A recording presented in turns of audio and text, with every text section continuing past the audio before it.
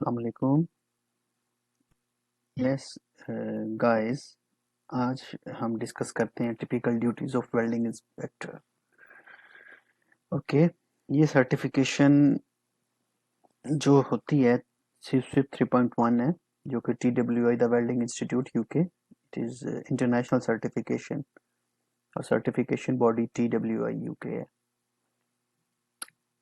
इसमें first chapter के अंदर सबसे पहले typical duties of welding inspectors को डिफाइन किया गया है।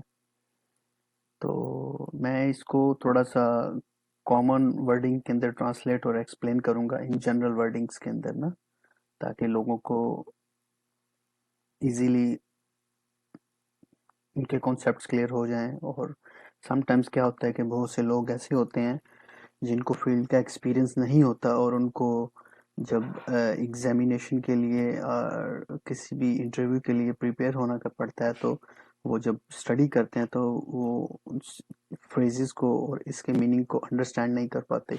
तो उस पर्पस के लिए मैं ये स्टार्ट कर रहा हूँ कि चलें थोड़ा बहुत जो है ना इसको रैंडमली स्टडी करके और थोड़ा सा एक्सप्लेन कर देंगे इजी वर्ड्स में, ताकि जब भी कोई भी लड़का, कोई भी स्टूडेंट है, कोई भी फ्रेश इंजीनियर है, कोई फ्रेश डिप्लोमा होल्डर है, एनीवन का है, कोई भी किसी भी तरह का स्टूडेंट हो, उसके लिए ज़्यादा इजी रहे, आसानी रहे।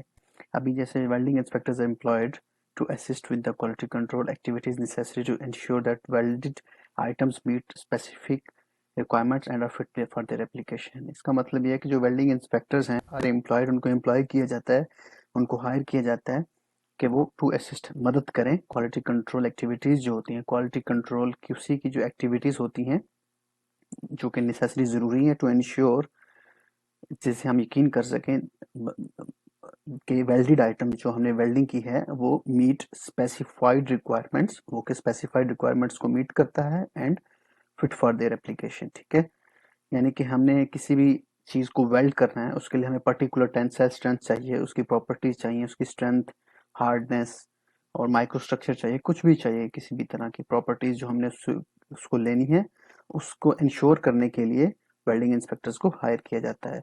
फॉर एम्प्लॉयर्स, और एम्प्लॉय जो हायर कर रहा है, कोई भी कंपनी है, to have confidence in their work, उनको भी कॉन्फिडेंस हो अपने काम के अंदर, वेल्डिंग इंस्पेक्टर्स को need to have ability to understand and interpret various QC procedures. जो वेल्डिंग इंस्पेक्टर होगा उसने बहुत से QC क्वालिटी कंट्रोल प्रोसीजर्स की अंडरस्टैंडिंग और इंटरप्रिटेशन को बहुत अच्छी तरह समझना है, और उसको and also have a sound knowledge of welding technology, welding technology के बारे में उसे बहुत सी साउंड अवेयरनेस होनी चाहिए। ठीक है, विजुअल इंस्पेक्शन जो है, विजुअल इंस्पेक्शन मींस कि हम आंखों से देखते हैं, जो मायना करते हैं, is one of the most जो है, यानी one of the ND non destructive examination disciplines, कि इसमें हमें ब्रेक नहीं करना पड़ता, हम जस्ट विजुअलाइज कर लेते हैं, जाते हैं, अटेंड करते हैं, देखते हैं चीज़ों को, विजुअल इंस्पेक्शन करते हैं। ठीक है, वो एक नॉन डिस्ट्रक्टिव एग्जामिनेशन मींस के उसमें हमें जो भी मटेरियल है उसकी प्रॉपर्टीज को चेक करने के लिए उसको हमें ब्रेक नहीं करना पड़ता, तोड़ना नहीं पड़ता है। तो इसको इसीलिए नॉन डिस्ट्रक्टिव एग्जामिनेशन भी बोलते हैं। वो एक नॉन डिस्ट्रक्टिव एग्जामिनेशन है, visual inspection. So for more demanding service conditions जो है, बहुत सी सर्विस कंडीशंस के लिए विजुअल इंस्पेक्शन जो है वो इज यूजली फॉलोड की जाती है, वही हम फॉलो करते हैं। एंड कुछ के लिए जो है मोर नॉन डिस्ट्रक्टिव टेक्निक्स, जैसे सरफेस क्रैक डिटेक्शन और वॉल्यूमेट्रिक एग्जामिनेशन ऑफ ND। ठीक है, इसके बारे में हम थोड़ा सा आगे जाके मोर स्टडी कर लेंगे, उसकी भी डिटेल्स आ जाएंगी। उसके अलावा जो यहाँ पे एप्लीकेशन कोड्स और स्टैंडर्ड्स जो यूजली स्पेसिफाई किए जाते हैं इस पर्पस के लिए, give specific acceptance criteria of welding inspection, तो इसमें एक्सेप्टेंस क्राइटेरिया लिमिटेशंस आ जाती हैं। ठीक है, कि हमने वेल्डिंग को कैसे एक्सेप्ट करना है, और मे बी वेरी स्पेसिफिक, और कुछ स्पेसिफिक भी हो जाती हैं, particular techniques to be used, मतलब कि कोई कैसी टेक्निक्स हमने को यूज करनी है, और डिटेक्शन, सरफेस क्रैक डिटेक्शन के लिए, वॉल्यूमेट्रिक इंस्पेक्शन के लिए। और वो they do not usually give any guidance, यानी कि वो बेसिक जो रिक्वायरमेंट्स है विजुअल इंस्पेक्शन के लिए, उसके लिए गाइडेंस नहीं देते। जो बेसिक गाइडेंस और रिक्वायरमेंट्स की विजुअल इंस्पेक्शन की जो डिटेल्स हैं, वो हमें इस इंटरनेशनल स्टैंडर्ड जो है, ब्रिटिश स्टैंडर्ड है, BSCN 970, ये एग्जाम में पूछा जाता है। ठीक है, और non disturb examination, visual inspect examination. Okay, thank you so much. जी। अभी नेक्स्ट में हम ब्रिटिश स्टैंडर्ड जो है BS-EN 970, जो कि विजुअल इंस्पेक्शन की बेसिक रिक्वायरमेंट्स को डिफाइन करता है, उसके बारे में थोड़ा सा देख लेते हैं जो इन्होंने स्टैंडर्ड के अंदर कवर किया हुआ है। वो कहते हैं कि BS-EN 970 प्रोवाइड्स द फॉलोइंग। ठीक है, तो जो ये स्टैंडर्ड है, इसके बारे इसमें से कुछ ना कुछ क्वेश्चंस लाजमी आते हैं एग्जाम के अंदर। ठीक है, तो फर्स्ट में क्या है, फर्स्ट बुलेट के अंदर requirements of welding inspection personnel. ठीक है, ये जो है, ये स्टैंडर्ड BS-EN 970 ये रिक्वायरमेंट्स बताएगा, requirements of welding inspection personal, यानी कि आप वेल्डिंग इंस्पेक्टर बन रहे हैं या मैं वेल्डिंग इंस्पेक्टर हूं, तो ये रिक्वायरमेंट्स के बारे में बताएगा कि इसकी ये रिक्वायरमेंट्स होनी चाहिए जो वेल्डिंग इंस्पेक्शन पर्सनल है। कोई भी हो सकते हैं, वो इंस्पेक्टर है, वेल्डिंग से रिलेटेड एनी पर्सनल। ठीक है, रिकमेंडेशंस, फिर सेकंड में कहता है रिकमेंडेशंस क्या है। वो रिकमेंडेशंस देता है, recommendations about conditions suitable for visual examination। Means कि आप विजुअल, ये यानी कि आपने कॉन्सेप्ट को जब अपने डेवलप करना है, स्टैंडर्ड के अंदर विजुअल इंस्पेक्शन का स्टैंडर्ड है, बेसिक रिक्वायरमेंट्स दे रहा है, तो इसीलिए वो फर्स्ट में वेल्डिंग पर्सनल रिक्वायरमेंट्स को दे रहा है, सेकंड में रिकमेंडेशंस दे रहा है कि जो कंडीशंस हैं सूटेबल कौन सी हो सकती हैं विजुअल एग्जामिनेशन के लिए।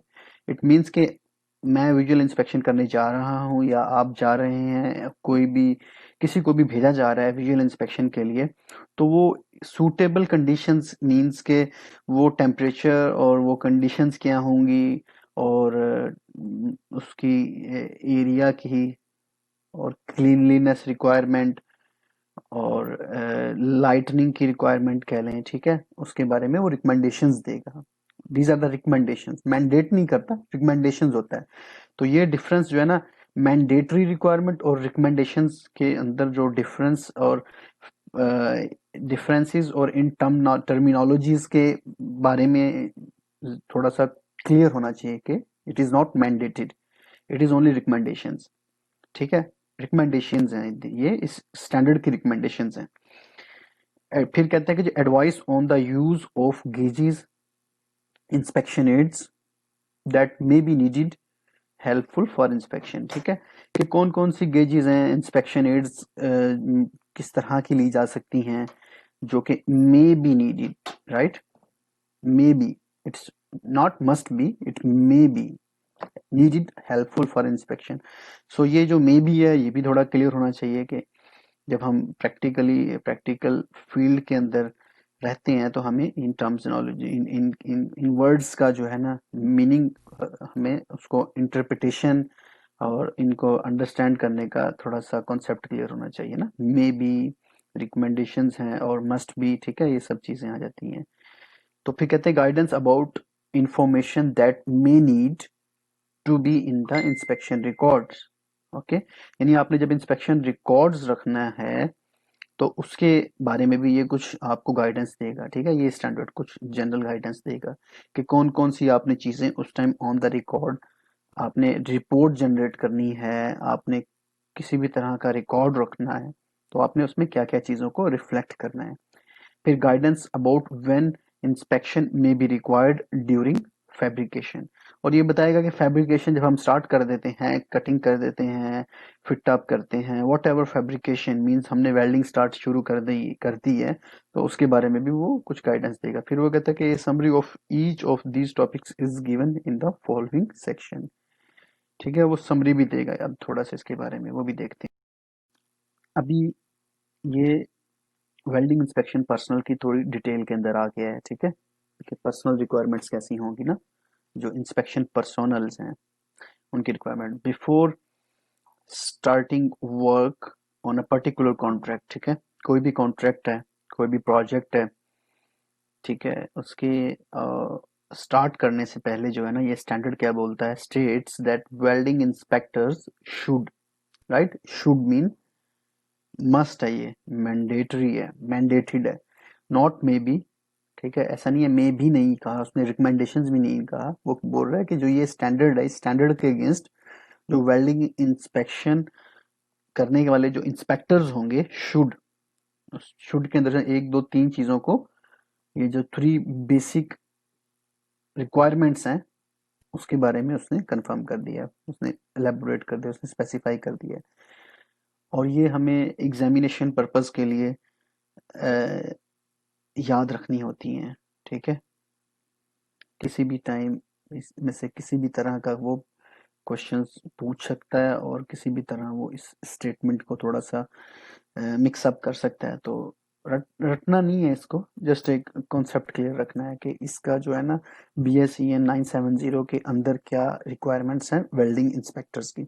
First, be familiar with relevant standards, rules and specifications for fabrication work to be undertaken.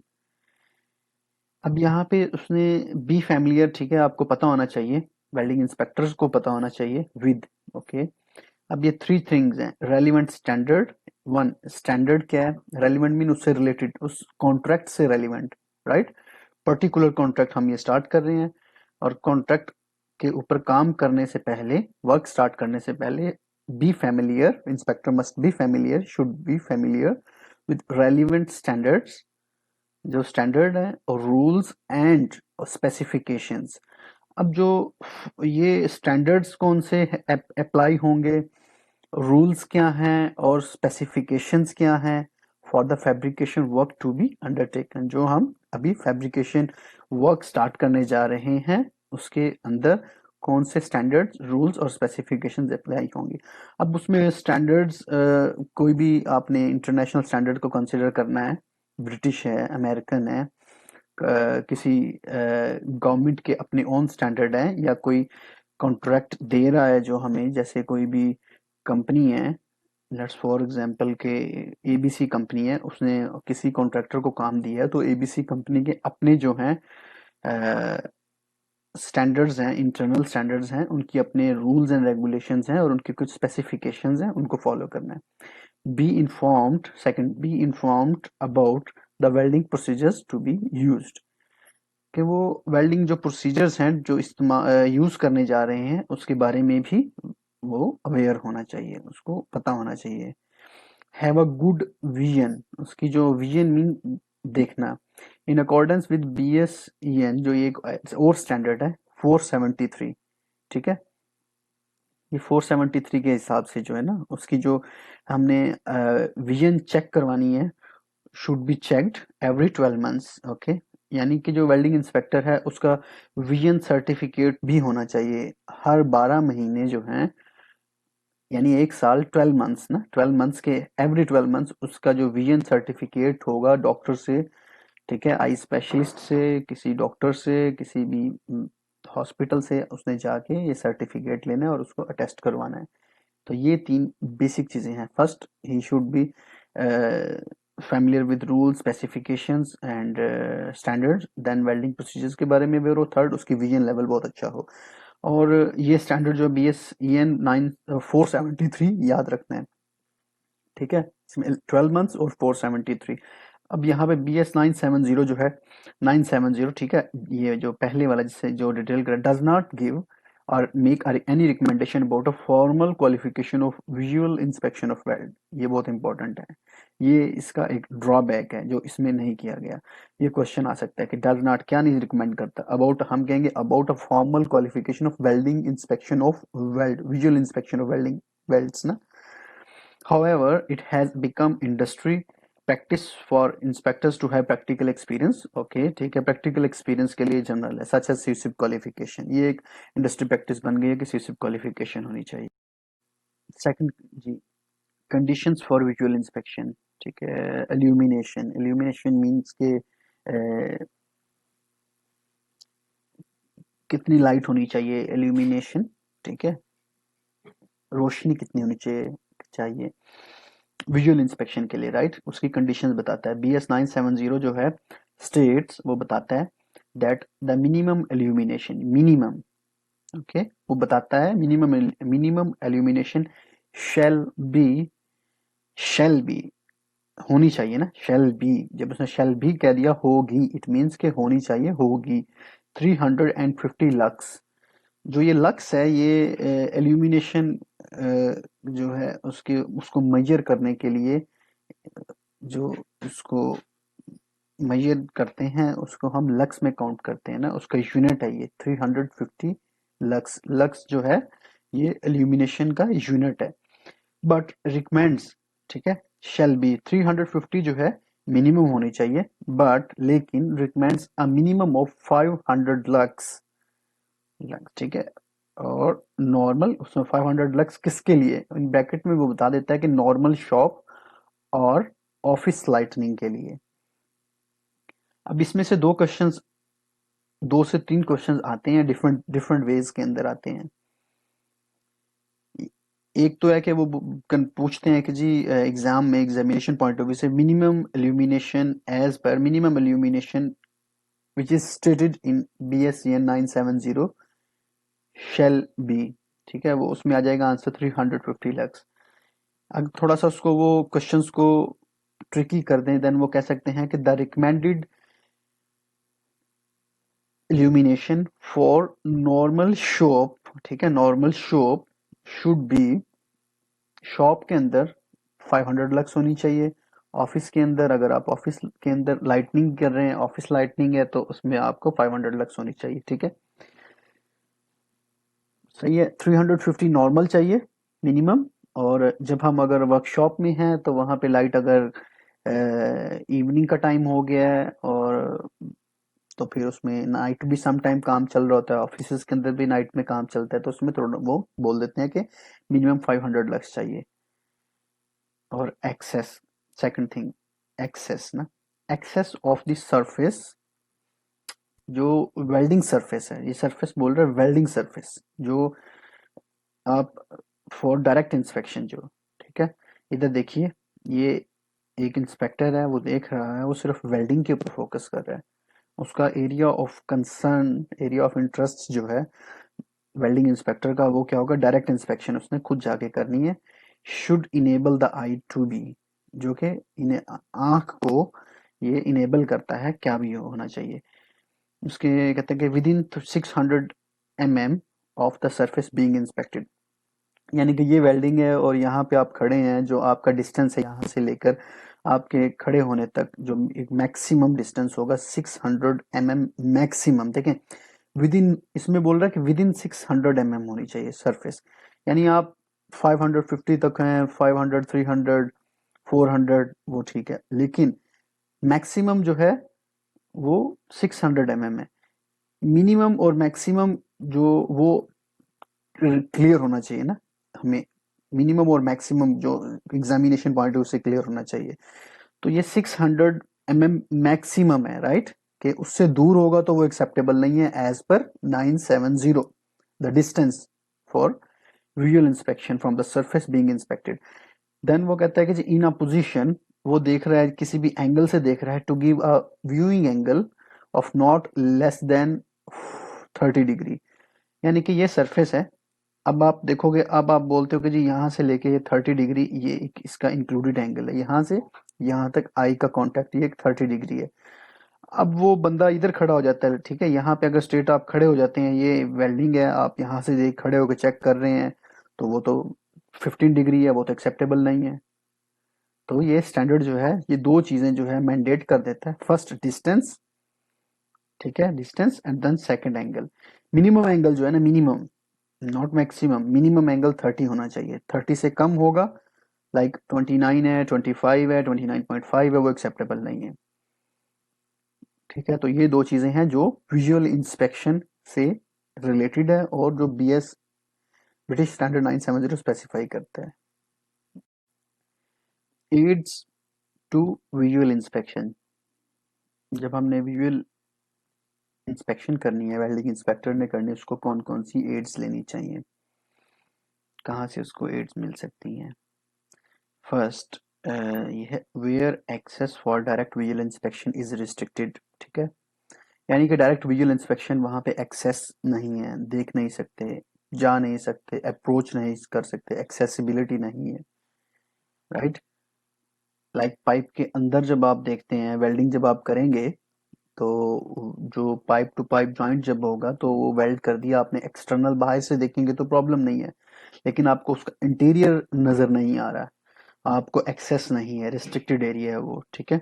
तो देन ए मिरर्ड बोरोस्कोप और a fiber optic viewing system may be used, usually by agreement between the contracting parties। अब आपने जो ये mirrored बोरोस्कोप और fibre optic viewing system जो है, ये दो उसने बता दी मे बी यूज्ड, हम किसी भी चीज़ से चेक कर सकते हैं उसके इंटीरियर को, जो हमने उसको अंदर से चेक कर सकते हैं। बोरोस्कोप एक डिवाइस है, और फाइबर ऑप्टिक व्यूइंग सिस्टम जो है ये भी टेक्निक यूज की जा सकती है, जो एग्रीमेंट होगा हमारा between the contracting parties, right. जो हमें कॉन्ट्रैक्ट दे रहा है और जो रिक्वायरमेंट्स के हिसाब से, अगर वो, क्योंकि प्रैक्टिकल फील्ड के अंदर ये बहुत मैटर करता है कि हमारा कॉन्ट्रैक्ट क्या है। अब हमारे कॉन्ट्रैक्ट में ही नहीं है कि हमने उनको कुछ इंटरनल इंस्पेक्शंस करवानी है और एक्सेसिबिलिटीज के इश्यूज हैं, तो वहाँ पे बोरोस्कोपी है, क्योंकि हर चीज़ परचेज करनी पड़ती है यहाँ पे, ठीक है। तो कॉन्ट्रैक्टिंग पार्टीज जो है वो बहुत मैंडेटरी है, मे बी यूज्ड यूजुअली। तो उसमें जब प्रैक्टिकली क्वेश्चंस पूछा जाएगा तो वो ये पूछ सकते हैं कि जो विजुअल इंस्पेक्शन के दरमियान में जो एड है बोरोस्कोपी और ये जो ऑप्टिकल व्यूइंग सिस्टम की रिक्वायरमेंट्स है, will be necessarily mandated, will be required when, ठीक है। when वो कह देंगे जी it's up to inspector, then second it is up to welder, third it is up to mean between the contract, with in the contract, right. Fourth none of the above या all of the above. तो ऐसे जो थोड़ा सा वो tricky questions बनाते हैं, पूछते हैं। अब it may also be necessary to provide auxiliary, ये जो auxiliary है ना, auxiliary lighting, auxiliary lighting, not lightning, this is lighting, okay, lighting, to give suitable contrast and relief effect between surface imperfection and the background। अब देखें ये एक line भी, कुछ भी इतनी कोई ज्यादा सेंटेंस नहीं है, लेकिन उसने सेंटेंस को इतना एक वर्डिंग जो ऐसे फ्रेज बना दी है कि फ्रेश जो बंदा होगा उसको थोड़ा सा समझ नहीं आएगा, मुश्किल होगा। It may also be necessary to provide auxiliary lighting to provide suitable contrast and relief effect between surface imperfection and the background. यानी कि जो इसमें सरफेस इम्परफेक्शन जो ये वर्ड यूज कर रहे हैं ना, तो अब मैं थोड़ा सा इसको और एलेबोरेट करता हूँ। सरफेस इम्परफेक्शन मीन जो वेल्डिंग होने के बाद उसके ऊपर जो है कुछ ऐसे स्क्रैचेस हैं, कुछ ऐसे डिफेक्ट्स हैं, कुछ ऐसे इम्परफेक्शंस हैं, यानी परफेक्ट होता है 100% ठीक होना, इम्परफेक्शन मीन के कि वो कुछ उसमें सरफेस इरेगुलरिटीज हैं, वो जो surface irregularities and the background, और जो बैकग्राउंड होगा उसके दरमियान में ऐसा कंट्रास्ट पैदा किया जाए विजुअल इंस्पेक्शन के दरमियान, लाइटनिंग सिस्टम प्रोवाइड करते हुए, ताकि वो क्लियर हो जाए। यानी कि आप उसमें लाइट ऐसी यूज करें कि जी वो जो उसके सरफेस इम्परफेक्शंस हैं वो विजुअलाइज हो जाएं, उनमें कलर कंट्रास्ट का डिफरेंस आ जाएगा, ठीक है। तो फिर आपको वो इजीली नजर आ जाएंगे। यानी कि आप ब्लैक एरिया में हैं तो आप उसके ऊपर राइट जो लाइट है वो डिफरेंट वे की यूज कर सकते हैं, रेड यूज कर लें या मीन्स के ब्लू करेंगे, ठीक है। तो जब आप ये लाइट चेंज करेंगे और तो उससे भी फिर आपको जो इम्परफेक्शंस जो होंगे ना सरफेस के, वो क्लियर कट नजर आएंगे। ये और उसके बाद other items of equipment that may be appropriate to facilitate visual examination are, जो दूसरे हैं वो ये दिए गए हैं सब। ये हैं वेल्डिंग गेजेस, ठीक है, for checking bevel angles and weld profile, fillet sizing, measuring undercut depth. अब ये एक बिल्कुल एक न्यू टर्म्स आ गई ना, कि ये जो है ना ये जो इसमें फर्स्ट में उसने बता दिया है वेल्डिंग गेजेस, ये एक बिल्कुल न्यू टर्म है। अगर आप फ्रेश हैं तो आपको बिल्कुल भी समझ में नहीं आएगी। जब मैं स्टडी कर रहा था तो मुझे भी बिल्कुल आइडिया नहीं था इन चीज़ों का, क्योंकि हम थ्योरेटिकली पढ़ते हैं तो हमें उस चीज़ को रटना ही होता है, क्योंकि हमें प्रैक्टिकल एक्सपीरियंस नहीं है, हमें फील्ड का पता नहीं है, हमने कभी देखा नहीं होता काम होते हुए। और जब हम किसी से कुछ पूछते हैं तो हमारे वो कॉन्सेप्ट उस लिहाज से क्लियर नहीं होते। अब जो वेल्डिंग गेजेस हैं, ये इंस्पेक्शन टूल्स होते हैं विजुअल इंस्पेक्शन के लिए। इसको वेल्डिंग गेजेस बोलते हैं। तो आप ये जब गूगल पे जाके चेक करेंगे वेल्डिंग गेजेस, आप क्लिक करेंगे तो वो आपको गेजेस की इमेजेस भी शो कर देंगे। ठीक है, तो उससे थोड़ा आपको आइडिया हो जाएगा। अब वो वेल्डिंग गेजेस हैं फॉर चेकिंग बेवल एंगल्स। अब ये बेवल एंगल्स क्या है? यानी कि जब आपने पाइप को काट दिया ना, पाइप को जब आपने वेल्डिंग करने से पहले थोड़ा सा, ये नहीं है कि आप काटें और उठा के उसको दोनों को एक पास में रख के उसको वेल्डिंग कर दें, ऐसे नहीं है। उसको बेवल एंगल, हम उसको क्या करेंगे, उसको सबसे पहले कट करके उसको प्लेन एंड करके बिल्कुल, फिर उस पे थोड़ा सा ना ग्राइंडिंग करते हैं। तो ये जो ग्राइंडिंग करते हैं, उस ग्राइंडिंग करते वक्त उस जो एज हैं पाइप के, उसको थोड़ा सा इंक्लाइंड में रखते हैं, एंगल में लेके जाते हैं, तो उसको बेवल एंगल कहते हैं। यानी कि जो आपने वेल्डिंग गेज यूज करनी है बेवल एंगल के लिए, वो भी वो मतलब कि एडिशनल टूल्स हैं विजुअल इंस्पेक्शन के लिए। Other items of equipment that may be appropriate to facilitate visual examination. कौन से हैं? वेल्डिंग गेजेस बेवल एंगल के लिए है, और वेल्ड वेल्ड प्रोफाइल के लिए, fillet sizing, measuring, undercut depth. Okay, undercut depth, ये वेल्डिंग डिफेक्ट के बारे में बता रहा है कि जो अंडरकट आ जाते हैं वेल्डिंग में, और जो फिलेट्स, जो वेल्ड्स होते हैं, उनकी जो साइजिंग होती हैं, और जो वेल्ड प्रोफाइल यानी जो उसकी जो प्रोफाइल है वेल्डिंग की, वो चेक करने के लिए ना। यानी कि ये एक वेल्डिंग गेज के मल्टीपर्पज गेजेस होती हैं जिसको हम ये सारी चीजें चेक करने के लिए यूज कर सकते हैं। तो थोड़ा ये जब आगे जाएंगे तो ये bevel angle, weld profile, sizing, हर चीज आपको बताया जाएगा। इधर है अभी डेडिकेटेड वेल्ड गैप गेजेस। ठीक है, डेडिकेटेड वेल्ड गैप गेजेस यानी आपने वेल्ड गैप और linear misalignment high low gauges, welding gauges, then dedicated weld gap gauges और high low gauges. High low यानी कि लीनियर मिस अलाइनमेंट, दो pipes के दरमियान जो वर्टिकल हाई लो होती है, लीनियर उसके जो प्लेन्स होते हैं वो आउट हो जाते हैं। ठीक है, तो ये हाई लो गेज, ये welding gap gauge. Then straight edges and measuring tapes. Okay, हमने मेजरिंग टेप्स भी लेनी है और स्ट्रेट एजेस भी रखने हैं। ये आ जाते हैं एंग मींस स्केल्स कह लें आप, straight edges, angle type gauge ये होते हैं स्केल्स। स्ट्रेट एज होते हैं जिसको आप बिल्कुल ऊपर रख के लेवल चेक करते हैं पाइप के ऊपर, और मेजरिंग टेप से आप डायमेंशन चेक कर लेते हैं।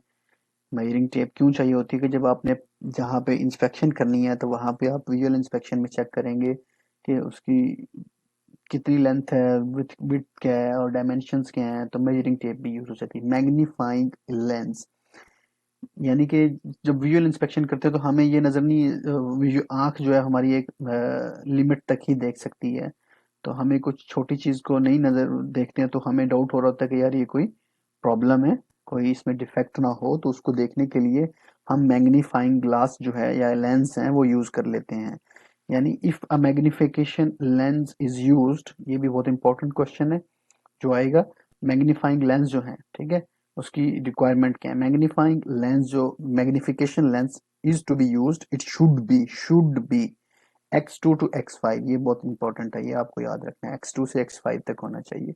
BSCN 970 has schematics of a range of welding gauges, okay, together with details of what they can be used for and the precision of the measurements that can be made, okay। तो ये आपको schematic of welding gauges और जो जो प्रिसीजंस होंगे उसके बारे में भी डिटेल देगा।